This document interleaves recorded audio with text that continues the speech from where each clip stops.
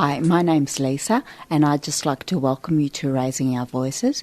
Today we're going to be talking about social justice, and I'm going to be talking with Paul Ramcharan and Russell Solomon. Hello, Paul here. Hi there, Russell. Hi. What exactly is social justice? Social justice is about the distribution of wealth, opportunities and privileges, and it's based on the idea that each human being is of the same value, therefore should be equally valued. As such, it's about equality of wealth, opportunities and privileges.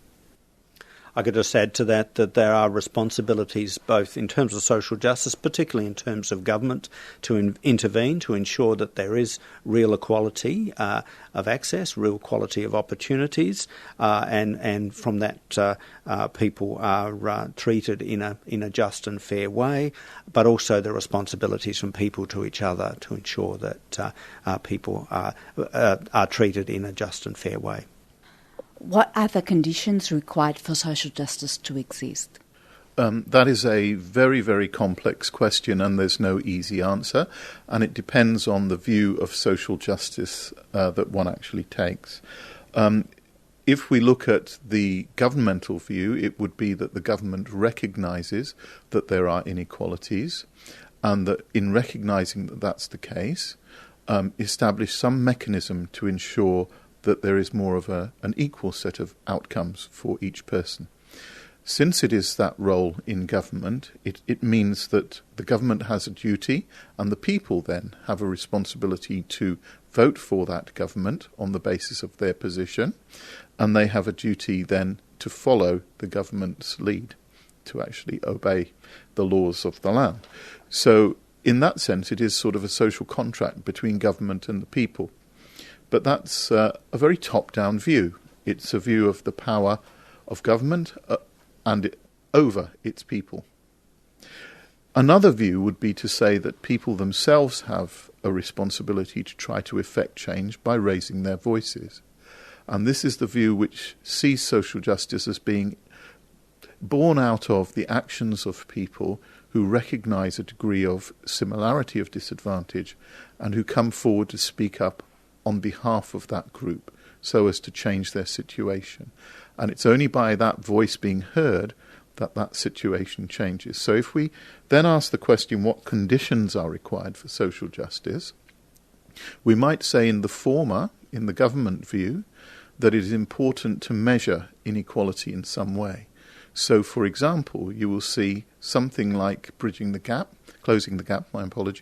for the indigenous population, pointing to inequalities of health, in housing, and so forth. And that becomes a focus then for change and for policies for change. In the other view, you might have people who see themselves as being disadvantaged because of their position in society, for example, disability groups, coming together around the issues that they face in their lives which might not otherwise be seen, because there is often a gap between government and the people, a gap between government's view and people's experiences. And so those groups come together in a tier between government and the people, largely the third sector, the non-governmental organisations, in order to force for change. So those are two ways in which conditions can be set to actually seek and effect change. A third, which is associated with that second, is that there are social movements which come together to protest about issues in society and do so in order to get their voices heard. So in terms of the title of today's session, which repeats itself, it is important for voices to be heard. I'd agree with what Paul's saying and probably just add that in fact we could look in terms of our responsibilities, our personal responsibilities to all of those who we deal with, but also our responsibilities as members of society and also as to our government is to ensure that government uses what we might call its infrastructure power to assist in nurturing and promoting those conditions for social justice and limit, if you like, what we might have otherwise called its coercive powers. So see the state as in a positive way and seek to encourage the state to assist to ensure that those conditions for social justice exist. How does personal responsibility fit into the notion of social justice? Well, I think we've probably alluded to that already. If you take the model, which is a top-down model, then the responsibility of the citizen is to ensure that they do as the government dictates in terms of its laws and its policies. And it does so because it has elected that government to represent them. Therefore, in doing so, seemingly agrees with the way in which the government is distributing the wealth amongst its people. Because we mustn't forget that one of government's roles is to ensure that it looks after the public good against private interests, that greed doesn't in itself trump everything. So it's really important in that model to see responsibility as being in voting, for which government will distribute better, more fairly, and also then on the basis of what is legally just to pursue those as well. In terms of the other aspect, the hearing the voices aspect, I think we need to be more aware to have a conscience, not just about ourselves, but about society as a whole. So, for example, we see that in countries where there is a greater quality of life or well-being, on all indicators, that those countries tend to be the ones where there is less differential between those who are rich and those who are poor, those who understand distributive justice, those that have strong welfare systems, those that recognise that people who are most vulnerable are the most important to support and to include in our societies. So understanding that leads to a sense of conscience about how we should act together to ensure that we produce a more just society and, as a result of that, a better society for us all. I'd only just add to that in terms of people's personal responsibility, we have a responsibility as members of society to ensure that we recognise people's capabilities and that we do what we can as individual members of society and put pressure where we can in order to enable people to use their capabilities to the fullest. In other words, to see our fellow human beings in trying to reach their fullest potential. I think it's also difficult sometimes because there are many contradictions in all of the ideas and concepts that we've got. Let's just consider the idea of equality of opportunity for one moment. It all sounds very good, but let's consider that we have two lawyers, they're earning $300,000 a year between them, and we have people with disability on welfare who are earning less than $20,000. Now, if you consider the opportunity that would be available to the children of those two couples, you may find that those opportunities are vastly different. You may also find that those opportunities are transferred over generations, so that what is effectively good for the parents is good for the children.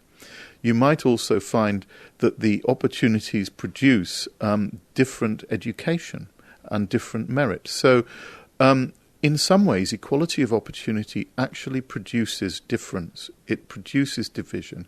So we have to be very careful in a system which is based only on equality of opportunity, that idea of merit is not just based on economic good.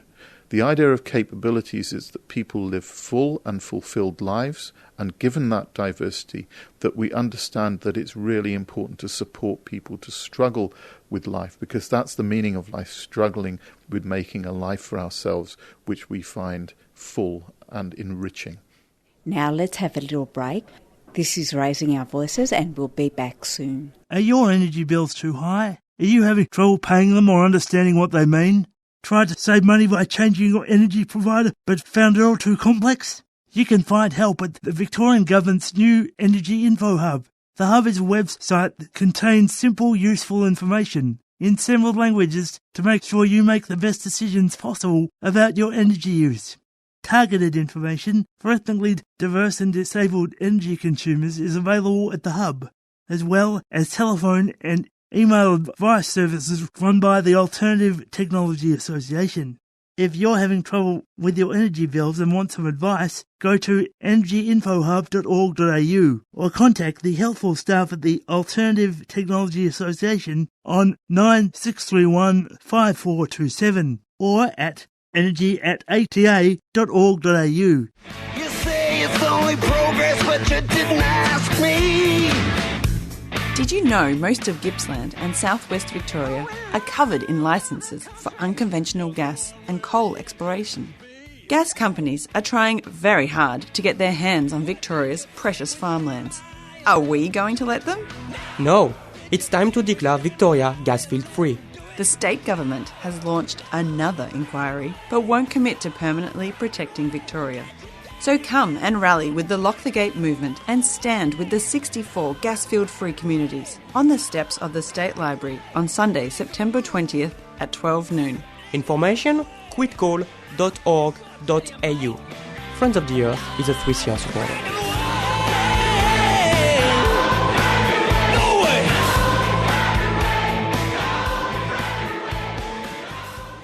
You're listening to Raising Our Voices on 3CR. We would like to believe we are a socially just society, but we also justify enormous inequalities. Are we letting ourselves off easy, or is inequality inevitable? In terms of the inequalities in society, the problem in terms of inequality in society is that we often mask that inequality. We dress it up, and as Paul was just talking about, equality of opportunity is often used as a mask, and we don't realise that, or we don't want to realise that in fact it is a mask, that there isn't substantive equality. Yes, we probably are letting ourselves off a bit easy if we use terminology that effectively doesn't recognise that people are not haven't the same starting point in terms of their resources, and the example that Paul used is a good one there, where in fact there are differences. So in fact it is important that we have what we might call positive discrimination or affirmative action programs to assist people, to ensure that there is a level of support to try and get people to as close as possible to a similar starting point. Yeah. Inequality is inevitable, and it obviously depends on how you define inequality. So effectively, it is a constant battle.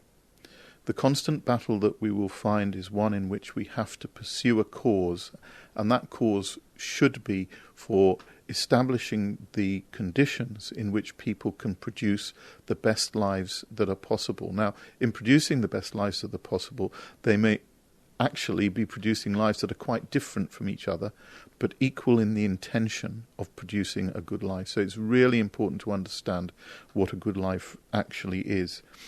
That depends very much on our concerns about what represents the minimum possible standard that is required for people to live a good life. So in terms of the UN, for example, there are a series of economic, social and cultural rights, and those rights are specified around housing, around health, around social aspects of life, inclusion, and so on and so forth. Now, if we're going to meet those, then there has to be some measure of how we do so. The UN, recognizing that these are not rights that are easily recognizable to be infringed. For example, how do you say when housing is bad? Can you compare housing here with housing in an underdeveloped country? How do you make a decision about that? So the way the UN resolves this is within each state and suggests that there has to be a progressive realization. That is, things need to change for the better over time. So from the point of view of the United Nations, then, we are looking to economic, social and cultural rights changing for the better over time, and that's a really important aspect. The secondary aspect of that is, again, placing the issues of inequity in the public domain. If people don't understand and hear the stories, if they don't see the disadvantage, if they don't understand that those things exist, then their view about what to vote for, their view on what equity is, will not change. Now that is, at every point in time, that is going to be something that is relative to the time. It's not an absolute, and therefore it has to be an ongoing battle. So, for example, at the moment, when you see the government reducing the amount of funding for overseas aid, you can see that they're taking a decision about how they support people who are in difficult circumstances. When you see this weekend's report that federal funding is not going to allow community legal centres to either get involved in any advocacy or any law reform, you begin to ask yourself questions about why is this voice being muted. So there are many things that government does to try to make this voice smaller. They can take away funding, and they can actually legislate to stop organisations, and they can give funding on the basis that people don't speak out. All of those things need to be recognised, because they are all the things that prevent us from actually engaging in that fight and putting things on the agenda to be heard so that people can make their own decisions and judgments. So it's an ongoing battle, not just a one-off absolute outcome. People crave fairness, and the law isn't always fair. How socially just is our legal system? A difficult question in a sense, but also in another sense quite an easy question, because our legal system isn't really socially just. There have been serious problems, and Paul alluded to one a moment ago, in terms of the community legal centres and the way and ways in which government has constrained their funding. The problem is in terms of if you like, financial access to the system, and also in terms of how we change the system in order to allow for increased alternative dispute resolution and mediation, if you like, so people can have their disputes resolved at a cheaper or at no cost at all. Importantly, the Productivity Commission recently, and the Productivity Commission is what we might classify as a neoliberal or market-based institution in terms of its broader philosophy. It came out recently with a report in terms of access to the law and then access to justice, and was quite critical of the lack of support for a range of areas, and made it very clear that people need to identify, or people don't often identify that they have a particular legal need, and don't identify that there is a way in which they can get it resolved in an affordable way. Importantly, the Productivity Commission said that in a range of what we might call civil law areas, these are areas that isn't criminal and not family, but other matters where there are particular legal issues, but people don't often identify them as legal issues, but there actually isn't sufficient support. That is financial support for people to be represented. Certainly the encouragement and increase in alternative dispute resolution, mediation, if you like, is welcome. But there are going to be times where people need the opportunity to have a matter litigated, to go to the court, to be represented by lawyers, and access to legal representation is still very expensive. Very tight targeting, as well as in terms of people's socio-economic position, and in terms of particular areas of legal need, has meant a lot of people, if you like, do not get, cannot afford the legal representation that they need. So the problem, we would say, in a general sense, that the legal system is not keeping up with the need of people to have their matters dealt with either by of some form of alternative dispute resolution or by the courts. Importantly, people don't often recognise that their problem is a legal issue, and it does require that level of intervention.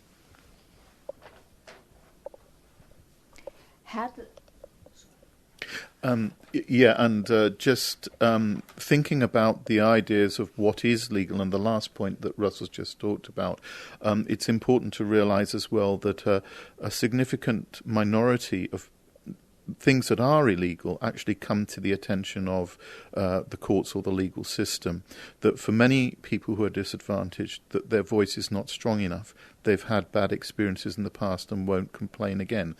The power of those who are supporting them is too great and they can't speak out, and we've seen this in the recent Royal Commission on Abuse. So there are issues in people's everyday lives, particularly when they are in situations of disadvantage, where they are more vulnerable. That vulnerability is often exploited and it doesn't come to the attention of the law. So as well as the issues of access and the issues of being able to afford it and the issues of disadvantaged experiences in the criminal justice system, they also have problems, I think, some people, in bringing those issues in their lives to the attention of courts to seek that form of solution. How does it all fit into a just society when the socially unjust are excused by society's pragmatic or monetary needs and values? Well, I think each person has to be free to pursue their lives as they please. And because of this, it is necessary to recognise that the government is an important factor in balancing the interests of the public against the private interests of the individual. That is the government's role. So it is exceptionally important to recognise that we will always have people who operate from a position of greed and whose interest will not be the public good. Therefore, we do need organisations there which can actually be on the boundary, police that issue. But from a point of view of personal conscience, if we can place the voice of people who are disadvantaged into the public domain, if we can hear people's experiences, if we can see what happens to them, if we can understand that this is a type of experience which none of us would put up with easily, then we will begin to see that we share things about what it is to have a common humanity, and that conscience is what we will pursue in terms of ensuring that anything that is socially unjust is actually addressed. We have more to fear from those who are greedy, from the rich who avoid taxes, than we do from the few at Centrelink who abuse the system. There's far more lost to our community from the rich than there is from the poor. So my answer would be that we should have values in ourselves that recognise that redistribution is important and social justice is the outcome. And I just add one point there where often there's a false dichotomy, if you like, set up between, if you like, enhancing monetary needs, increasing wealth and issues of social justice, where in fact if we looked at even the recent situation with the huge influx of refugees into Europe, you will notice that in fact one of the strongest arguments from governments, those governments that are showing a humanitarian view, is that being socially just, treating people the way you'd want to be treated yourself, has the bonus, if you like, that it also will enhance the economic wealth of the society as well, because of the nature of bringing people in, giving them opportunities. So instead of being this social justice versus market wealth enhancement, you could actually see that both work together very well. If we are totally honest, is social justice in all its facets really possible?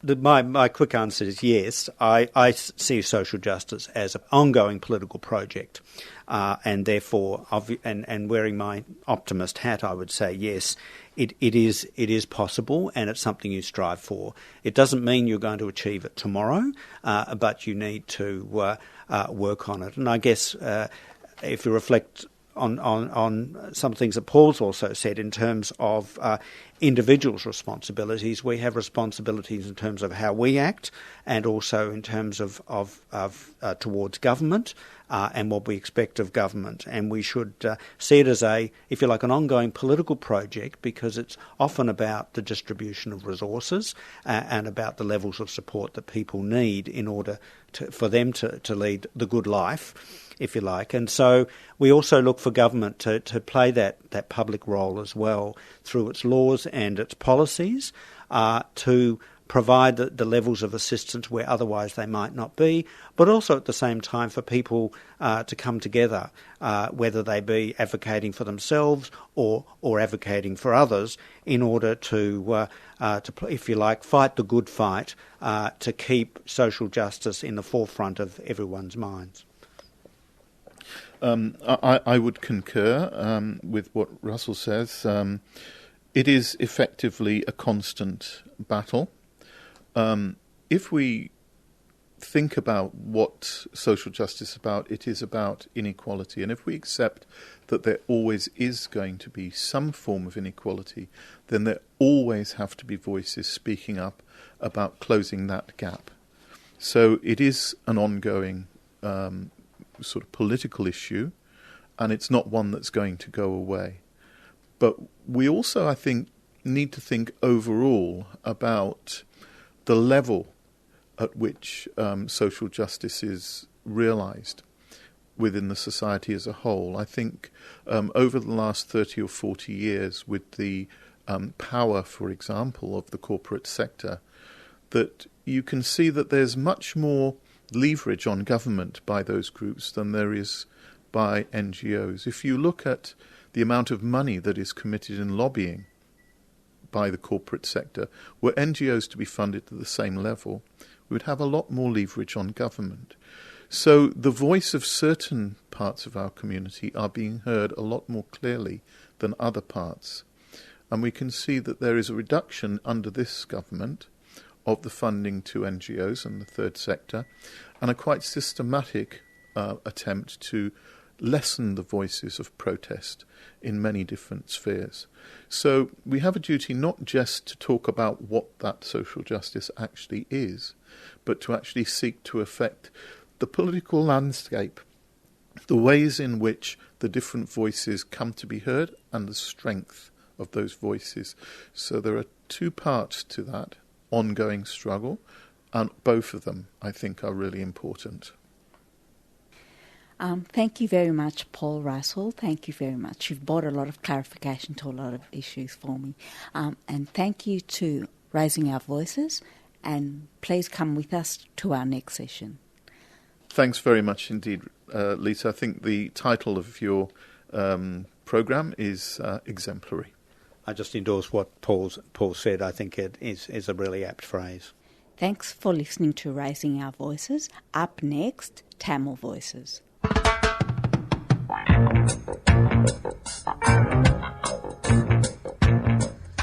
Hi, Ivan Hexter here. When the community battle against East West Link started with drilling behind my house, I took my camera out. 60 hours of footage later, I need your help to tell this community story. The sheer arrogance of a government trying to foist a multi-billion-dollar project on us. Tunnel Vision, the story of right beating might. Donate to the Tunnel Vision crowdfunding campaign to be part of the Tunnel Vision project. www.chuffed.org. That's www.chuffed.org. Then look for Tunnel Vision.